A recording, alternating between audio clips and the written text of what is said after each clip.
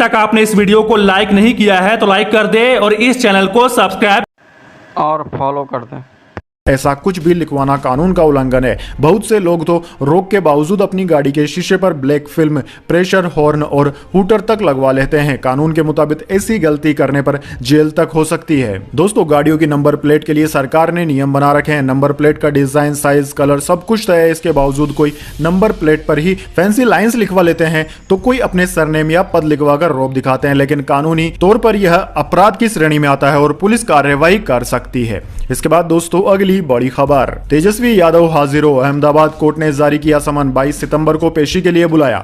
जी हां दोस्तों, अहमदाबाद की एक मेट्रोपॉलिटन अदालत ने बिहार के उप मुख्यमंत्री तेजस्वी यादव को उनकी एक कथित टिप्पणी को लेकर दायर आपराधिक मानहानि मामले में सोमवार को समन जारी किया है। तेजस्वी यादव ने कथित तौर पर कहा था कि सिर्फ गुजराती ही ठग हो सकते हैं। अतिरिक्त मेट्रोपॉलिटन मजिस्ट्रेट डीजे परमार की अदालत ने राष्ट्रीय जनता दल के वरिष्ठ नेता तेजस्वी यादव को भारतीय दंड संहिता की धारा 499 और 500 के तहत उनके खिलाफ दायर मामले में 22 सितंबर को पेश होने के लिए समन जारी किया है। अदालत ने अहमदाबाद के सामाजिक कार्यकर्ता और व्यवसायी हरीश मेहता की शिकायत के आधार पर दंड संहिता की धारा 202 के तहत यादव के खिलाफ जांच की थी और राजद नेता को तलब करने के लिए पर्याप्त आधार पाया था। मेहता ने इस साल 21 मार्च को बिहार की राजधानी पटना में मीडिया के सामने दिए गए यादव के बयान के सबूत के साथ अदालत में अपनी शिकायत दाखिल की थी। इसके बाद दोस्तों अगली बड़ी खबर, G20 समिट में यूएस ने मांगी 80 कारें, चीन ने की 46 की डिमांड।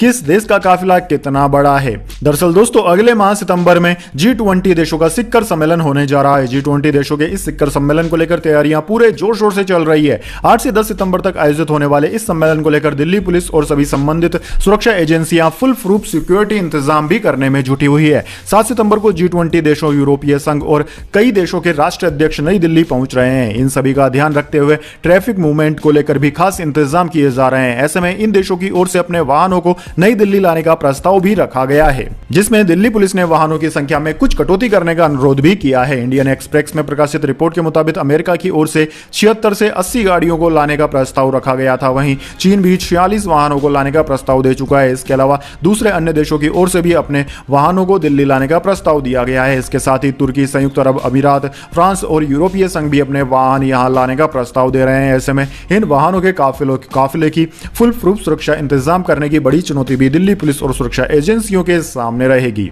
इसके बाद दोस्तों अगली बड़ी खबर, रिलायंस के नॉन एग्जीक्यूटिव डायरेक्टर बने ईशा, आकाश और अनंत। नीता अंबानी अब बोर्ड का हिस्सा नहीं, फैसले को बोर्ड की मंजूरी। जी हां दोस्तों, ईशा, आकाश और Anant Ambani Reliance industries limited RIL के नॉन एग्जीक्यूटिव डायरेक्टर बन गए हैं। शेयर होल्डर्स की मंजूरी के बाद RIL के बोर्ड ऑफ डायरेक्टर्स ने सोमवार यानी कि 28 अगस्त को मुकेश अंबानी के तीनों बच्चों को नॉन एग्जीक्यूटिव डायरेक्टर अपॉइंट किया है। इसके साथ ही नीता अंबानी के इस्तीफे को भी बोर्ड ने एक्सेप्ट कर लिया। कंपनी ने कहा है कि नीता अंबानी रिलायंस फाउंडेशन की फाउंडर चेयरपर्सन की भूमिका में बनी रहेगी। रिलायंस फाउंडेशन के चेयरपर्सन के तौर पर नीता अंबानी RIL बोर्ड बैठकों में शामिल होती रहेंगी। रिपोर्ट के अनुसार नीता अंबानी ने रिलायंस फाउंडेशन को ज्यादा समय देने के लिए कंपनी के बोर्ड से इस्तीफा दिया है। इसके बाद दोस्तों अगली बड़ी खबर, ब्रिटेन का एयर स्पेस किया गया बंद, कई इंटरनेशनल फ्लाइट्स पर पड़ा असर। जी हां दोस्तों, ब्रिटेन में air traffic control system fail हो गया है। इसके चलते एयर स्पेस को बंद कर दिया गया है। बताया जा रहा है कि नेटवर्क में खामी की वजह से फ्लाइटों के आवागमन पर भी असर पड़ा है।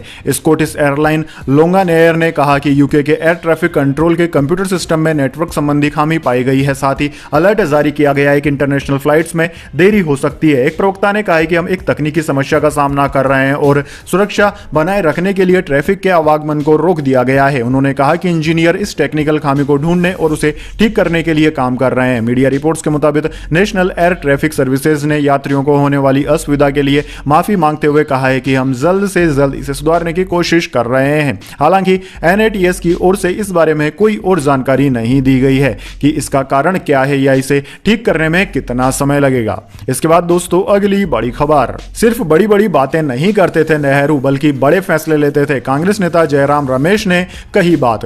जी हां दोस्तों, कांग्रेस सांसद और पार्टी महासचिव जयराम रमेश ने भारतीय अंतरिक्ष अनुसंधान संगठन ISRO के निर्माण में देश के पहले पहले प्रधानमंत्री पंडित जवाहरलाल नेहरू के योगदान को न पचा पाने प्रधानमंत्री नरेंद्र मोदी ने दिया 51,000 लोगों को अपॉइंटमेंट लेटर, कहा रोजगार देना हमारी सबसे बड़ी प्राथमिकता। जी हां दोस्तों, प्रधानमंत्री नरेंद्र मोदी ने सोमवार को रोजगार मेले में वीडियो कॉन्फ्रेंसिंग के जरिए नवनियुक्त कर्मियों को 51,000 से अधिक अपॉइंटमेंट लेटर बांटे। इस अवसर पर प्रधानमंत्री ने नवनियुक्त कर्मियों को संबोधित भी किया। इस मौके पर पीएम मोदी ने कहा कि आजादी के इस अमृत काल में देश की आजादी की और देश के कोटि कोटि जनों के अमृत रक्षक बनने पर आप सबको बहुत बहुत बधाई। आज जिन युवाओं को नियुक्ति पत्र मिल रहा है वो देश की सेवा के साथ साथ देश के नागरिकों की रक्षा भी करेंगे, इसलिए एक तरह से आप इस अमृत काल के जन और अमृत रक्षक भी हैं। इसके बाद दोस्तों अगली बड़ी खबर, कश्मीर से अलग होने के 4 साल बाद पहली बार वोट डालेंगे कारगिल के लोग, आम आदमी पार्टी ने भी उतारे उम्मीदवार। दोस्तों जम्मू कश्मीर से अनुच्छेद 370 हटने और राज्य के पुनर्गठन के बाद केंद्र शासित प्रदेश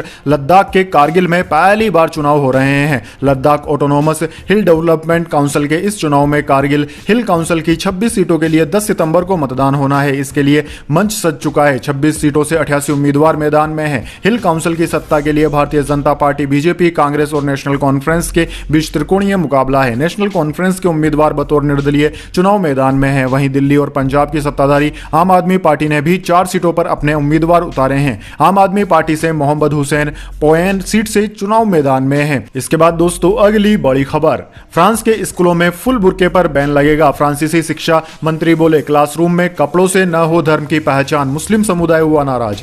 जी हां दोस्तों, फ्रांस के सरकारी स्कूलों में लड़कियों के अबाया पहनने पर बैन लगाने का फैसला किया है। फ्रांस के शिक्षा मंत्री गैब्रियल अटोल ने टीवी चैनल TF1 को दिए एक इंटरव्यू के दौरान कहा कि हमने यह तय किया है कि सरकारी स्कूलों में अबाया नहीं पहनाया जाएगा। अबाया एक तरह का फुल बुर्का होता है। उन्होंने कहा कि जब आप क्लासरूम में जाएं तो आपके धार्मिक पहचान कपड़े देखकर तय नहीं होने चाहिए। यह कदम फ्रांसीसी स्कूलों में अबाया पहनने पर महीनों की बहस के बाद आया है, जहां महिलाओं के हिजाब पहनने पर लंबे समय से प्रतिबंध लगा हुआ है।